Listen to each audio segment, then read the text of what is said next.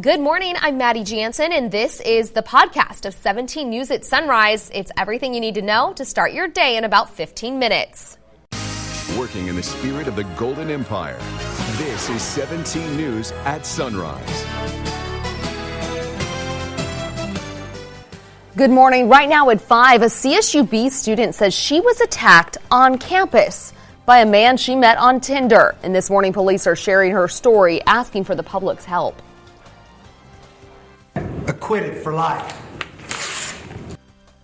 Bakersfield Congressman Kevin McCarthy rips up the articles of impeachment as the president prepares to address the nation a day after his acquittal. We'll tell you where you can watch.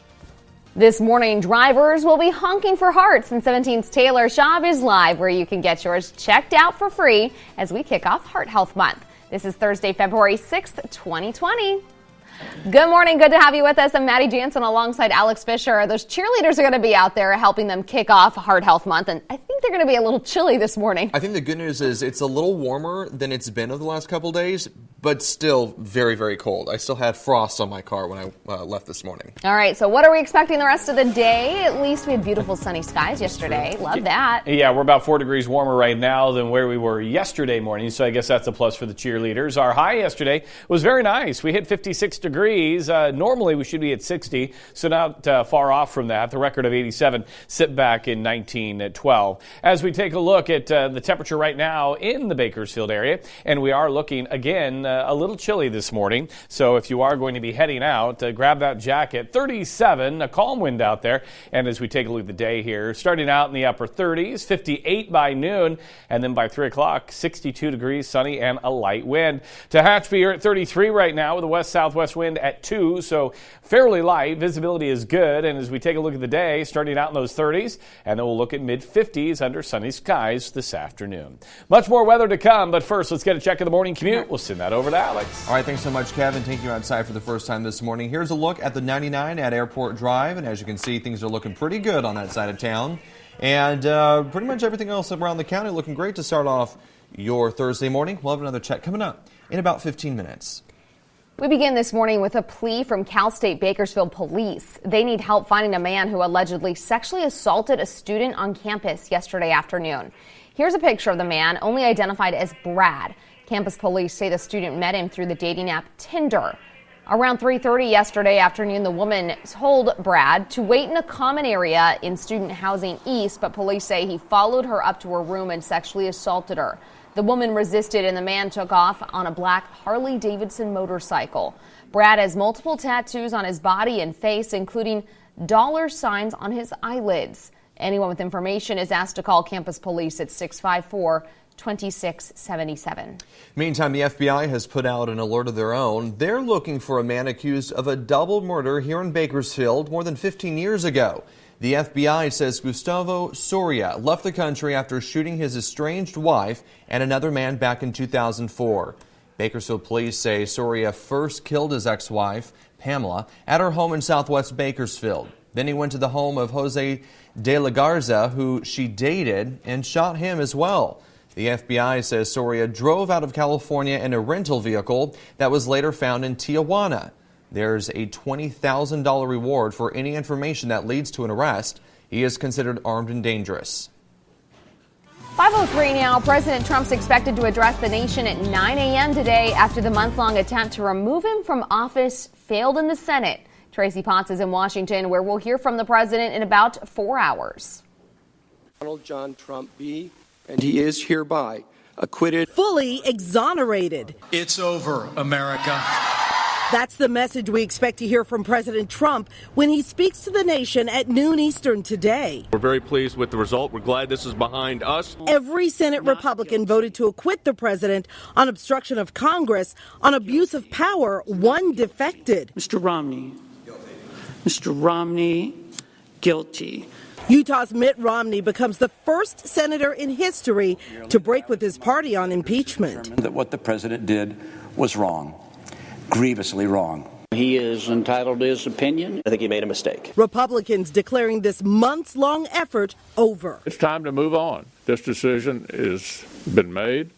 As far as I'm concerned, it's in the rearview mirror. Tell me what democracy looks like! This is what democracy looks like! But with protests in Washington and across the country, Democrats are vowing to continue investigating the president's behavior. We should not let up for 1 second in our oversight duties. If the president does it in 3 months, they should impeach him again. The partisan divide even deeper this morning. Now the president has been voted bipartisan vote against him staying in office. With President Trump forever impeached, but keeping his job.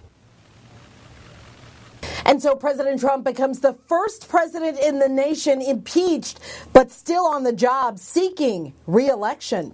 Tracy Potts, NBC News, Washington.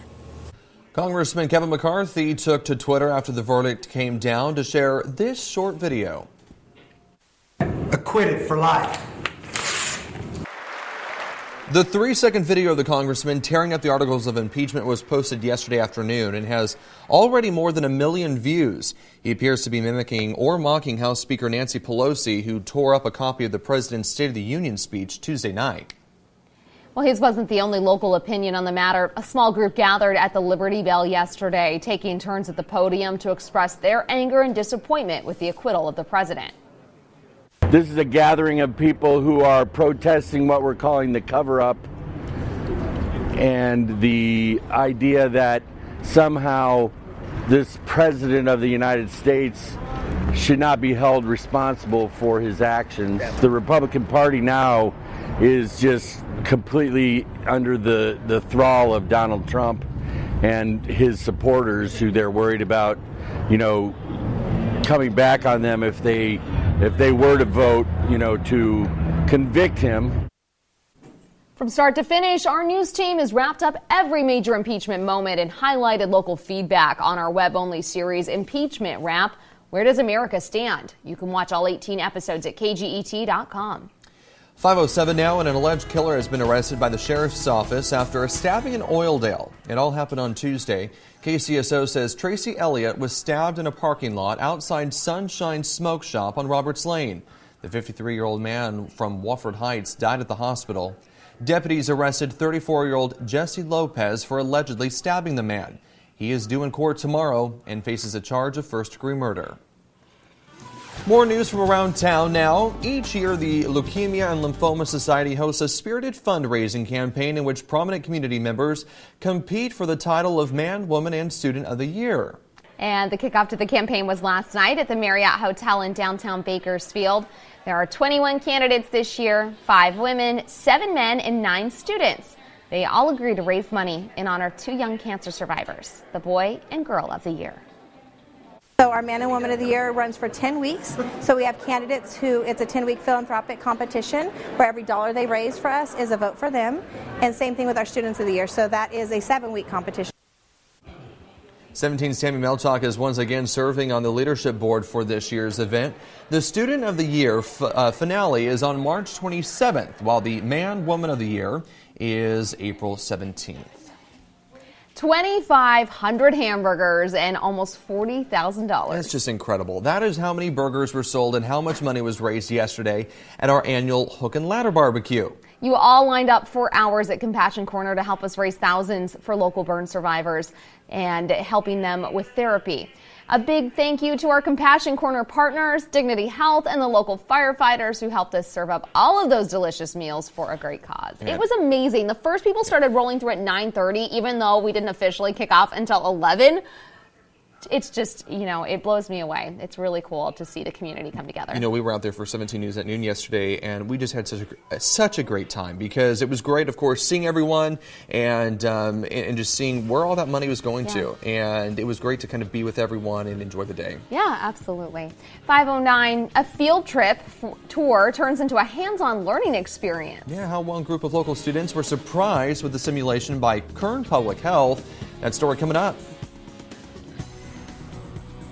Working in the spirit of the Golden Empire, this is 17 News with Maddie Jansen, Alex Fisher, and Kevin Charette with your Pinpoint Doppler forecast.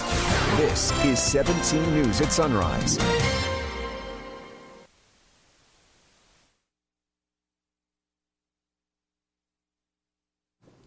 We're back here at 521. They thought they were headed on an average tour, but a group of high school students instead got a hands-on learning experience, all thanks to Kern Public Health. 17's Karen Waugh has the story. These kids were in for quite the surprise, thrown into a simulation to find the source of a mock E. coli outbreak. High school students arrived at Kern Public Health for what they thought was an educational tour. Influx of emergency patients. Copy that, ECC. We're ready to assist. Let us know. Sorry, we might have to change things. And change they did. Let's go! Let's go! People are waiting. A real-life simulation of a disease outbreak. This is what public health does on a daily basis. First step, strike teams assemble. 10-4, stand by for further instruction. Instead of sitting behind a desk or learning about what we do on paperwork, we actually put them in the situation. They assessed patients like in real hospital settings. Like a mystery, they had to string together symptoms and clues to locate the source of the outbreak. And this would be a point of interest. It is really what we do. When there's a disease outbreak, we interview those that are ill, and we try to trace back what they were exposed to, including their most recent meals they ate, and we need to act quickly to try to prevent that disease from being transmitted throughout the community. Next, they inspected and swabbed. Ma'am, we'd like a little sample of your food to test.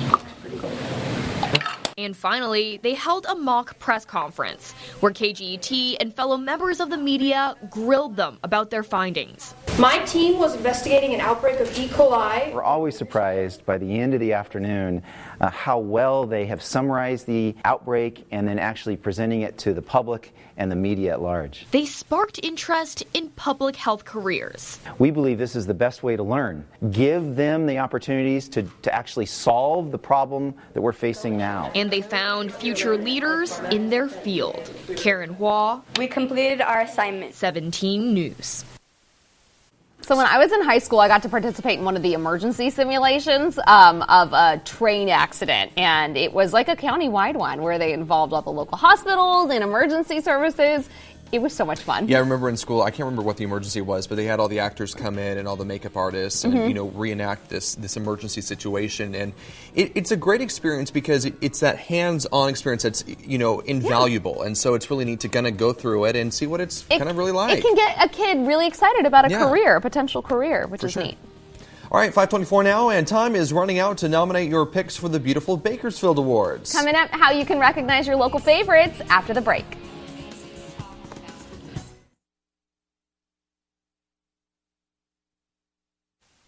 KGET Business Watch is brought to you by Grapevine MSP Technology Services, the Valley's leading IT service provider.